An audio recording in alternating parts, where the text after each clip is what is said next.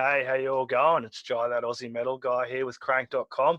And today I'm having a chat with Matt Robbins from Cicadastone, man. Yeah. Heavy alt rock, very grungy vibe band, man. One that really connected with me, dude. So Matt, cheers. Pleased to meet you, dude. Likewise, man. Thanks for having us, or me. Yeah, man. It's been a crazy time, man. It's been I've been a little bit down last week or so, getting my head around things, man, and checked you guys out, and just really, the sound really kicked to me, man. Really enjoyed the sound I was saying there in the intro, man. But I want to dive back because you play with your brother Mark there, man. I want to ask about what it was like growing up in your home and when you were first got, what was your first influences into music and how that led? Yeah. Well, it was always Mark, because Mark's the older brother, and he, it would always be him showing me something new, So I remember like key bands that I reckon he would have brought home a record from memory were Midnight Oil 10 to 1 album. He brought that home. And I was like, wow, that's pretty heavy, hey, is that heavy metal, Anyway, so there was that record. I think Hysteria, Def Leppard Hysteria was another one he brought home. Skid Row, I think maybe the first Skid Row record as well. So we grew up in that kind of like that 80s rock, I guess, time, and then the whole birth of the 90s rock era, we lived through the whole thing, so. And then I started showing him some bands, I'd be like, check these guys out, Soundgarden, et cetera. And but it was a good time, like we picked up instruments together for the first time and just fucked around and tried to learn how to play, and and all these years later we're still kind of doing it, so it's fun. It's always fun. Yeah, so you both play guitars. When did you first pick up the guitars, and who was it? Was it brother first and then you, or did you both pick it up around the same time? It was actually me. Okay, it was cool. me first, and it was bass. I was playing bass as a kid. As a teenager, I'd play bass in bands because I found that there was never ever a bass player. So when you're in a high school band, and you'd always be the guy that could join any band because you played bass. And then Mark kind of picked up a couple of years after me, and he was a bit later to start. But I mean, whether you start at 14 or 17, it doesn't really matter. It's still pretty early on. And we just played in bands together when we were young and into our 20s. We always played music together. Mark took a big break in his 30s. I kind of just kicked on, and I don't know. It wasn't really ever quite the same, when you got your wingman there, sort of thing, and when he's gone, it's sort of you really notice that, So, but he came back to music, and I remember I recorded a record with a previous band, and I'd finished all the recording, and I'm like, check it out, and he's like, yeah, this is great. He goes, and he just started playing guitar again, and he's like, can I play on the record? And I'm like, I kind of just finished it. And he's like, yeah, but I'm playing again. And, I know some of the parts. And I was like, and so, all right, come in. So he comes in the studio and we spent a day, and I was like, you know what? That was pretty shit. They were pretty shit. He's like, I know. I said, come back in a month and we'll try it again, and so a month later he comes back in, and he'd pretty much gotten back to where he kind of was from a good 10 years before. And then after that, we just kind of like kept going and started a new band, and et cetera, and away we went. So what was that band? Was the Cicadastone the band you started there, or was it a different band? No, it was previous. It was a band called it was me and him and two other guys. It was called Grand Transatlantic, and it was kind of like a very, very early version of Cicadastone, but with some of the same songs, but very early versions of those songs, and so some of those early demos, you hear the DNA of the songs that made it onto our record. Like anything, it's like since ideas develop, songs develop. You grab ideas from wherever in your life, and you intertwine them into what you're doing now, and a lot of that stuff came into our record, which we put out in 2016. Yeah, the Chance Collide one, dude. So what was that experience like? Was that music that you and Mark had developed for as you were saying, you'd had the bones with the previous band. Was this, how was this? Did this band go, okay, and your Mark sitting there going, this is something we really want to do. This is the direction we want to do. Let's rename this and make a serious push of this, man. It was always going to happen. Like, Yep. I realized, like anything in life, you get wisdom as you get older. And I realized in life, people will hold you back, and I realized with this band, no one was going to hold me back anymore. Like, Yep. I'm driving this now, like, and so yeah, so we took, really, I took hold of it, and I took the ideas, some of those older songs, and I kept writing new songs, and I made a real conscious effort to take the darker ideas of those songs, because it was quite an interesting band at the time. There was more pop rock elements and more dark rock elements, grunge rock elements. And so when I got through that stage, I was like, I just want to take the dark elements and keep going with that. And so, there might have been 2 or 3 or 4 songs from those early songs that had those dark elements. So I took those and we ran with those. And the new songs that we wrote for Chance Collide definitely stemmed off that darker path. And it's not even like, we're not like some heavy doom band or anything like that, but for the ideas we had, the darkest ideas are those ideas.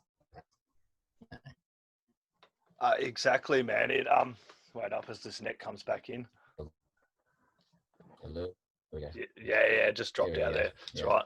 Yeah, that album really connected with me, dude. I as I was saying, I first come across you guys with an email I received for the Dying Sunshine, and I chucked that on, dude, and I was really blown away, man. And I went back and cranked that Chance Collide, man. I don't know if it's the week I'd had, dude, but this album, as you're saying, with those dark elements, it really connected with me, man. And that sound, dude, it just had that vibe, and it instantly took me back to, as you were saying, the Soundgarden era and those music, but it also had something else to it too, dude, that was connected it to this generation. It just amazing, man.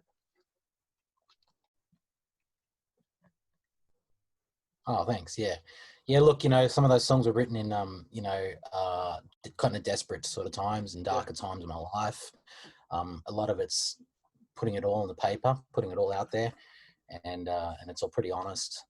And I don't write. I write quite vague as well, so it is always going to be up to interpretation how you want to hear it.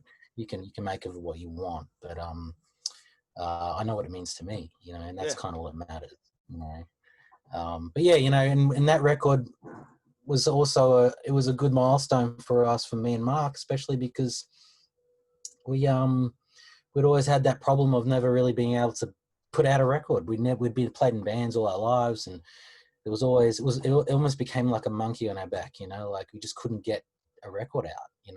Bands split up, people leave, it happened. Bands are like families or relationships, and so when we finally finished recording Chance Collide, I broke down. I was a mess because we'd finally reached a point where we had never gotten to before, and it was great to finally get there and go, yeah, we can do this. We can do it, and we did it. And now we're doing it again. So it's great. Yeah, man. So that whole process would have been really cathartic as well to get all that out on the paper. And as you're saying, it's a really emotional thing. Like you put all these thoughts and emotions, you put all this work into this album, and then it drops, and you're like, man, that's next, man. That's part of my life there. Yeah. And that's right. In Chance Collide, we didn't even know what we were doing. So we put the record out. We played a gig around town, and we're just selling it at gigs, and and we've learned a lot since then, and now we've got Gold Robot Records helping us with this new album, and we've learned heaps from those guys on how to market and actually get the music out, which is kind of important. Yeah, it's a different generation, man. It's all about, what I mean, the social media, the share, getting everyone around. It's a totally different generation. I'm from the school of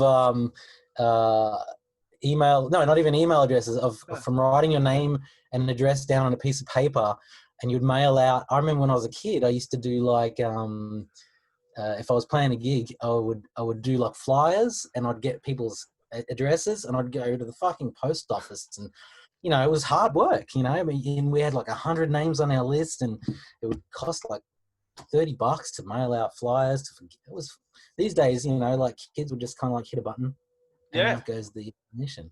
So yeah, it is. It's a different time now, and it's a different way to market, and it's much more accessible. Oh, I definitely feel you, dude. I'm a child. I was born in 1980, dude. Same generation kind of as you, dude. And Yeah. I don't even have a phone, eh? I'm hopeless. I'm like do all this media stuff, and I don't even like to have a Wow. phone on me, dude. I'm that bad. My missus has one. The kids have one. Everyone's got a bloody phone. So if I need to make a call, I'll use it. I'm getting really good at this computer stuff though, dude. Which is Well, you got cool. this all hooked up, which is pretty good. Yeah, man, right onto this stuff, dude. So can I talk a little bit about your new stuff? I want to jump back to the Box of Anger, the first single that's released Yeah. off the forthcoming album, dude. Can you tell me a little bit about that track, man, and what that one means Yeah. for you? Box of Anger was like, it was probably the first main idea that came after Chance Collide. It kind of missed the boat for that record.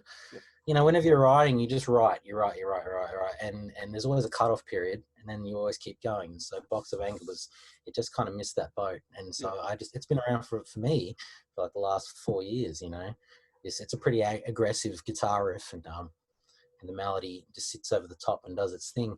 And I think you know, lyrically, you know, I jot down stuff at the time, and sometimes it doesn't make sense, and I let it simmer, you know. And that's definitely one of those songs where we released it now, and you know, I don't even know what I was thinking when I wrote that stuff. It was 4 years ago, but now it's like, fuck, that's really relevant, you know. So it's kind of good timing, you know, with the world turning to shit, and we're relying on you know, news networks to feed us all this information that may or may not be accurate.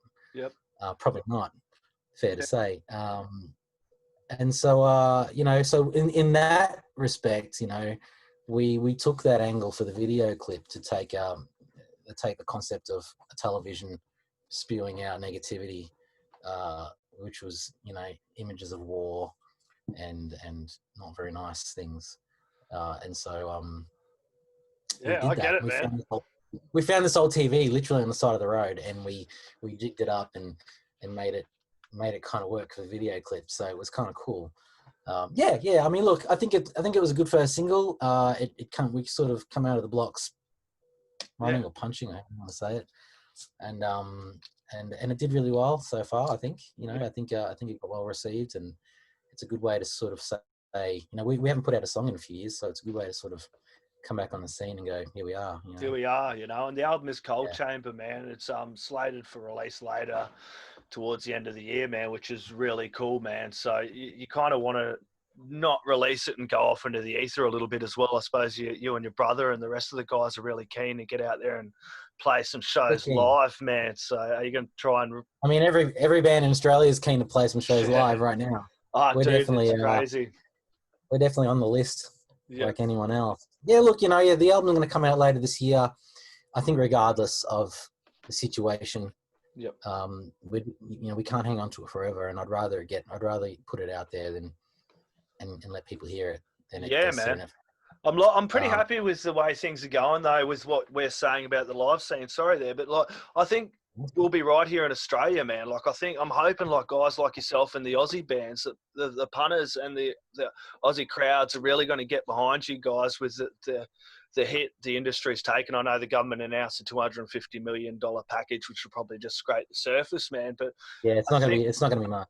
No, exactly, man. I think hopefully people and the supporters and the punters really get behind guys like yourself. And when you do play shows, people start buying these tickets early, you know what I mean? And build a healthy Aussie scene before we start having these international bands come over and play. Yeah, good point. And I don't think we're going to be able to have any international artists here for a while. So, you know, I mean, let's use what we've got, you know. And I'm not talking about Jimmy Barnes. Like, everyone loves Jimmy Barnes. That's great. But, you know, Jimmy Barnes is all right. He's going to be fine. There's a lot of other amazing artists in this country that need exposure and need to get back on that horse and get out there and play and tour and then hopefully when the borders open up, we can start, and the venues open up, we can start doing that, you know. Yeah, we have world-class musicians like yourselves, dude. Like your music is top notch, man. Amazing music, dude. Like, and we were talking about a Brumlin before. Alarum like, has just brought out a new album, man. Yeah. The world is good at the moment with Aussie music, man. People really need to Yeah. get behind and support bands like this with merch, got tickets to shows, because there's a whole industry behind this, not just the bands that get up on Yeah. stage. You got the sound engineers, the roadies, everyone else. And like you're Sure. saying, Jimmy Barnes will be fine. Everyone's playing Cold Chisel albums for the last 20 Yeah. years, man. Everyone's played that Triple song. M's got him sorted. Exactly. Play something else, man. Like, not knocking it, man, but there's so many other great Aussie bands out there to check out, man, and crank up, eh? Yeah, for sure. Yeah, man. Dying Sunshine, dude. That was the latest one that was released June 18th, man. Can you tell us a little bit about that track, dude? Yeah. Yeah, look, it came about maybe 2-3 years ago. It's a sort of a guitar pattern that just sort of stemmed into a verse, stemmed into I think it's a radio song, but it's not a typical radio song. It's a bit disjointed. It's got the big radio chorus, which is great, but it is quite. It's quite. I think disjointed is probably the best word for it. The way the verses work, and it's not like. I think at the end of the day, it's a song about false fronts and what we project to others, and how we disguise what's really going on inside. Yeah. And that can be taken many ways, because you can put that. That could be talking about depression. It could be talking about lots of things. For me personally, it's more about relationship issues at the time. But I get it is quite across the board for a lot of people. I guess because a lot of people do that. Yeah. And we all do it. We're all vulnerable at some point. Yep. So yeah, that's kind of the nutshell of it, I guess. Yeah, and it comes back to what you were saying before, where you like to leave your music open to interpretation as well. It's like for the listener every listener gets something different and gets a different feeling from the music they listen to. Definitely. Yep, and you have a ton of music, no doubt. Like Cold Chamber would probably just scratch the surface of the music you and your brother would probably have to the side there, dude. You would probably have a heap of stuff hashed out. It's funny, me and my brother, we have this other band as well, that's like it's a band that we've been in for about 20 years that it never split up, but it's more of a project these days. But there's a whole album that we've recorded with that band too. Give it a shout out. Well, the band's called Hyperdrive Stereo, and it features myself and my brother. I'm actually playing bass in that band, funny enough, because it's from these old days, Ago Soldati is our drummer. He's played many bands around town over the years, and Jason Gann, the actor Jason Gann, he's the singer. So who is the dog from Wilfred? You know the show Wilfred? Yeah, I do. Yeah, so that's Jason Gann, the actor. He's the singer of this band. So it's just so bizarre, but that's what it is. Wilfred done really well. Wilfred did great. Yeah, Jason's doing really well. But yeah, we do have lots of songs up our sleeve from years gone by, and I'm talking there's lots of stuff. I don't like to pinch too much from the past. Yeah. I think sometimes it's good to. I don't think it's good to rely on it. Yep. I think fresh ideas are always the best ideas at the time, because that's where you're at the time. Yeah. But there are those occasions where you go, there is that one song, let's give that a run again, so it does happen. Yeah, for sure. Was going into the studio with Cold Chamber a lot easier process after the first album there with Chance Collide? No, actually it was a lot difficult, and it was a lot more difficult. Chance Collide worked out great because we had the songs, and we recruited the drummer and the bass player. Adam Pedretti played from Killing Heidi. He played drums, and Mick Key. They were great, and they came together right at the right time, and we put it all down, and that was done. Cold Chamber, those guys moved on. We've got a new rhythm section now, but we started recording with a different drummer, a guy in between these two guys. And although he's a lovely guy and we get along great, and he's a great mate, it didn't quite, when we tracked everything, we did sit back and I had to make the call and say, it's just, I'm not feeling it. Yep. So, and that was after, a week of tracking and then a week of editing and really committing to these takes, to sit back and go, no, that was pretty hard, because it was like, I've just done 2 weeks of my life on this and solid 2 weeks, so it was a big back step. And then we had to look for the right drummer, and that took a few more months. We found Jared Medwin, who's, he's again another very experienced drummer around town. He's played in lots of cool bands, and he's a mate too. So that kind of came about the right way. But in that time, I wrote the song Cold Chamber, which became the title track of the record, and another one. So two songs that we wrote after that first drum tracking session that made it on the record and made a huge difference to the record. So it was definitely meant to be, and then we re-recorded the drums, we recorded bass, and we went. So we kind of recorded the album, half of it twice. You know what I mean? Yeah. Which was shit, but for good reason. Yeah. Yeah, and I'm sure that the final product will come out really well, dude. I'm looking forward to getting in and cranking Cold Chamber. Is there and Jared hit it. He did a great job. He got exactly what we needed, and the vibe was there, and everything was right, and it was the right call in the end. So I think you'll dig it. Exactly, man. Who's on bass then? Have you? Tommy Sunset, who's played in lots of sort of more 80s sort of cock rock style bands around town over the years. Yep. He would have played he plays in Atomic Riot, which is a local Melbourne band. Yep. He played in a band called Killshot from about 5-6 years ago as 80s cock rock is cool, man. Yeah, I get it. It's not really my cup of tea. And Steel Panther. I've talked to a couple of guys, Lexi and Michael from Steel Panther, dude. Funny dudes, man. Yeah. I like the way they poke fun at it all too, man. Those guys are great. That band's hilarious. The piss take novelty of it is brilliant. I get it. I don't know if I grew up listening to Poison and Motley Crue and stuff. Yeah. It's funny. It hasn't really worked for me. It hasn't really crossed over to these days. Although some of the Motley Crue stuff, I still think holds its own pretty good. Yeah. I was talking to a couple of lads the other day, man, from a young punk band, and they'd been saying they were cranking some Motley Crue and discovering Motley Crue and Nirvana. I spun out talking to some of this younger generation, man, and you ask them what they listen to. A lot of them are listening to Nirvana as well these days, dude. It's crazy. Yeah. My kids love Nirvana. They love all that shit. It's great. It is, isn't it? It's really cool how it comes in circles, man. I'm loving the way it comes out, man, and the way things are progressing in this life, man. It's really cool, dude. Is there another single coming out before the album drops, or how are you going to work this, man? Yeah, there will be. There'll be a couple more singles. There'll be one more single before the album, or maybe with the album. I'm not entirely sure. And then post album, we do have a couple more songs up our sleeve that we're going to just give a run, and see what happens. I'm not really sure, and we haven't really talked about it, but it certainly is. It's in my mind. It's in my mind to do it anyway. So. Yeah, well, a lot of bands do it. Yeah, he'll do a lead up, he'll release, and then he might drop a couple after.